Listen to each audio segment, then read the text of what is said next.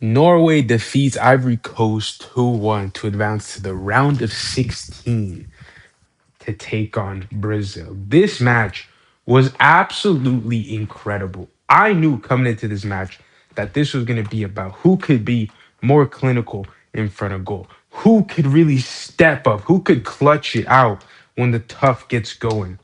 And it was ultimately Norway. I did predict Norway to beat Ivory Coast because I just think Norway has a better midfield and they have better players and they have a better attack. I think a culmination of all those things would ultimately lead them to the victory.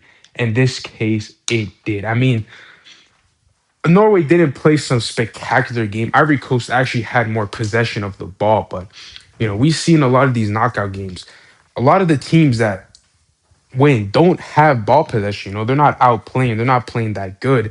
And for specifically for Norway, Holland, right, scoring the game winner. That finish wasn't that good. He hit the ball a bit slow, but it still went in, and that's all that matters. People will say he's a tap in merchant. People will say that he doesn't do anything except just tap in. But that's his job. He's not supposed to do anything. Holland can ghost for a whole game and he'll still have a goal or two or a hat trick.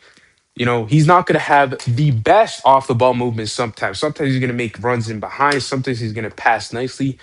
But for this game, he was pretty quiet. He didn't get that much service up top. He had a lot of, he didn't have much touches, but that doesn't matter because he got the game winner. And I just want to talk about Antonio Nusa with one of the best goals, top 5 goals of this World Cup. I don't know what the goal of the World Cup is so far, but Antonio Nusa, that goal, I believe it was right after hydration break, was just absolutely incredible.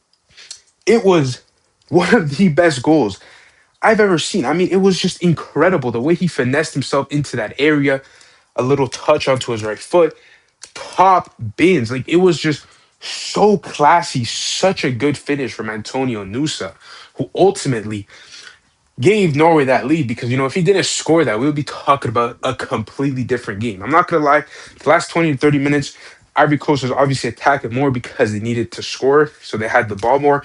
Norway was playing pretty smart. They were defending pretty well. And one of the biggest concerns for Norway was always the defense. It was never about the attack because Norway's attack will score against any team in the world. It doesn't matter who they play, they will score. But for Norway, it's the defense. The defense was pretty good today. They only conceded 1 goal versus a really good team. So big ups to Norway. We'll talk about them later in a bit.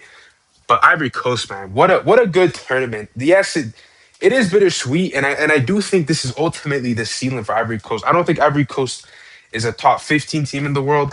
I don't think they can make it to the quarterfinals or they can make it. I never once thought they could be an actual the dark horse of the tournament. I think Colombia, I think Norway, Morocco, if you want to consider them a dark horse, even though they're not. If you want to consider them that, I thought they were better.